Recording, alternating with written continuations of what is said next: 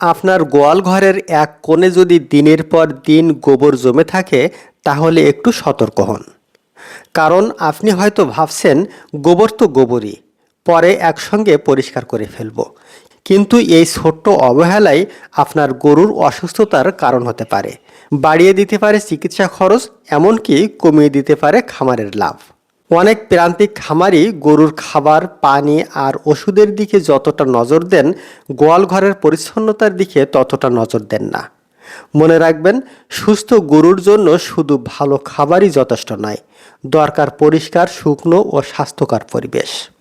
গোয়াল ঘরে গোবর জমিয়ে রাখা কেন বিপজ্জনক? একবার চিন্তা করে দেখুন, গরু সারাদিন কোথায় দাঁড়িয়ে থাকে? গোয়াল ঘরেই। সেখানেই খায়, সেখানেই ঘুমায়, সেখানেই বিশ্রাম নেয়। এখন সেই জায়গায় যদি দিনের পর দিন গোবর, প্রস্রাব এবং ভেজা ময়লা জমে থাকে, তাহলে গরু স্বাভাবিকভাবে পরিষ্কার পরিবেশে থাকার সুযোগই পায় না। গোবর জমে থাকলে গোয়ালঘর ভেজা ও স্যাঁতসেঁতে হয়ে যায়, দুর্গন্ধ বাড়ে, মাছি ও অন্যান্য জীবাণুবাহক পোকামাকড়ের উপদ্রব বাড়তে পারে। আর সবচেয়ে বড় সমস্যা হলো, গরুর পা ও খুর দীর্ঘ সময় নোংরা ও ভেজা পরিবেশে থাকলে খুরের বিভিন্ন সমস্যা এবং সংক্রমণের ঝুঁকি বাড়তে পারে। অর্থাৎ আপনি হয়তো গরুকে ভালো খাবার দিচ্ছেন, দামি ওষুধ কিনছেন, কিন্তু গোয়ালঘর যদি নোংরা থাকে তাহলে আপনার সেই যত্নের একটা বড় অংশই ব্যর্থ হয়ে যেতে পারে। গরুর স্বাস্থ্যের সঙ্গে পরিষ্কার গোয়ালঘরের সম্পর্ক। খামারিরা একটি কথা মনে রাখবেন, গোয়ালঘর পরিষ্কার করা কোনো অতিরিক্ত কাজ নয়, এটি গরুর স্বাস্থ্য ব্যবস্থাপনারই একটি অংশ। গরু যদি সবসময় ভেজা গোবরের উপর দাঁড়িয়ে থাকে তাহলে তার পা ও খুরের উপর চাপ পড়ে। বিশেষ করে বর্ষাকালে বিষয়টি আরও গুরুত্বপূর্ণ। বাইরের বৃষ্টি, ভেতরের গোবর ও প্রস্রাবের পানি সব মিলিয়ে গোয়ালঘর যদি কাদাময় ও ভেজা হয়ে যায় তাহলে গরুর জন্য অস্বাস্থ্যকর পরিবেশ তৈরি হয়। একই সঙ্গে ময়লা জমে থাকলে মাছের উপদ্রবও বাড়তে পারে। ফলে গরু অস্থির হয়ে পড়ে, বারবার লেজ নাড়ে, বসতে ও বিশ্রাম নিতে বিরক্ত হয়। আর একটি গরু যদি স্বাভাবিকভাবে বিশ্রামই নিতে না পারে তাহলে তার উৎপাদন ও সামগ্রিক স্বাস্থ্যের উপরও নেতিবাচক প্রভাব পড়তে পারে। শুধু গোবর নয়, প্রস্রাবের পানিও বিপজ্জনক। অনেকেই শুধু গোবরের দিকে নজর দেন, কিন্তু গোয়াল ঘরে জমে থাকা প্রস্রাবের পানিও বড় সমস্যা তৈরি করতে পারে। গোবরের সঙ্গে প্রস্রাব মিশে গেলে মেঝে দীর্ঘ সময় ভেজা থাকে। এতে গোয়াল ঘরে দুর্গন্ধ তৈরি হয় এবং গরুর দাঁড়ানোর জায়গা অস্বাস্থ্যকর হয়ে যায়। তাই শুধু গোবর সরালেই হবে না, গোয়াল ঘরের মেঝেতে যেন পানি জমে না থাকে সেটিও নিশ্চিত করতে হবে। প্রয়োজনে গোয়াল ঘরের মেঝেতে এমন অবস্থা করতে হবে যাতে প্রস্রাব ও ধোয়ার পানি সহজে বের হয়ে যেতে পারে। মনে রাখবেন, গরুর থাকার জায়গা যত শুকনো ও পরিষ্কার রাখা যাবে ততই ভালো। তাহলে কিভাবে গোয়ালঘর পরিষ্কার রাখবেন? এখন আসে সবচেয়ে গুরুত্বপূর্ণ বিষয়ে। গোয়ালঘর পরিষ্কার রাখার জন্য আপনাকে প্রতিদিন ঘন্টার পর ঘন্টা সময় দিতে হবে এমন নয়, বরং নিয়ম করে অল্প অল্প কাজ করলেই গোয়ালঘর পরিষ্কার রাখা সম্ভব। প্রথমত, গরুর গোবর জমিয়ে রাখবেন না। সম্ভব হলে প্রতিদিন নিয়মিত গোবর পরিষ্কার করে গোয়ালঘরের বাইরে নির্দিষ্ট স্থানে রাখুন। দ্বিতীয়ত, গোয়ালঘরের মেঝে শুকনো রাখুন। গোবর পরিষ্কার করার পর মেঝেতে অতিরিক্ত পানি আছে কিনা দেখুন। তৃতীয়ত, গোয়ালঘরে বাতাস চলাচলের ব্যবস্থা রাখুন। বন্ধ, অন্ধকার ও স্যাঁতসেঁতে গোয়ালঘর গরুর জন্য আদর্শ নয়। পর্যাপ্ত আলো বাতাস থাকলে পরিবেশ অনেক স্বাস্থ্যকর থাকে। চতুর্থত, খাবার ও পানির পাত্র পরিষ্কার রাখুন।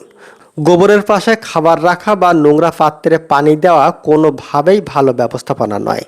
খাবারের পাত্রে যেন গোবর বা প্রস্রাবের সংস্পর্শে না আসে সেদিকে খেয়াল রাখুন। গোবর ফেলবেন কোথায়? এখানে একটি গুরুত্বপূর্ণ কথা আছে। গোবর কোনো আবর্জনা নয়। সঠিকভাবে সংরক্ষণ করলে গোবর হতে পারে আপনার খামারে মূল্যবান সম্পদ।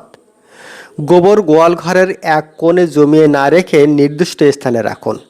পরবর্তীতে এটি জৈব সার হিসেবে ব্যবহার করা যায়। অনেক খামারি গোবর থেকে কম্পোস্ট তৈরি করেন, আবার কেউ জৈব সার হিসেবে ব্যবহার করেন।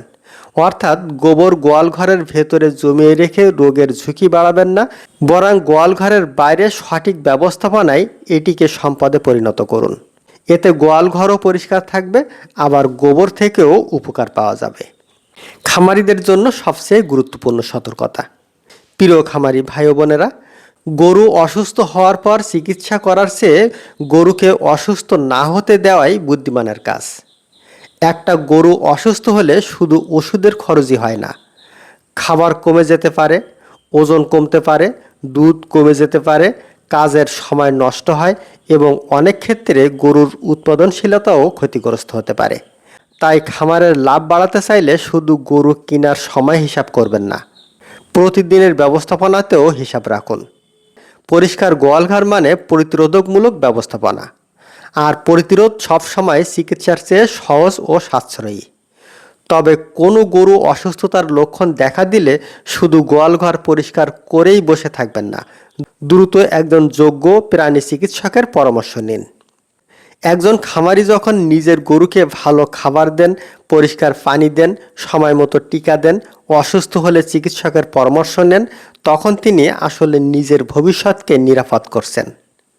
কিন্তু সেই গরুটি যদি সারাদিন গোবর আর প্রস্রাবের উপর দাঁড়িয়ে থাকে, তাহলে আপনার এত কষ্টের যত্নের মধ্যে একটি বড় ঘাটতি থেকে যায়।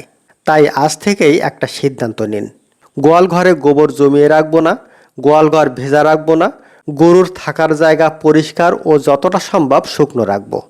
মনে রাখবেন, পরিষ্কার গোয়ালঘর শুধু দেখতে সুন্দর নয়, এটি গরুর স্বাস্থ্য, খামারের উৎপাদনশীলতা এবং আপনার লাভের সঙ্গে জড়িত।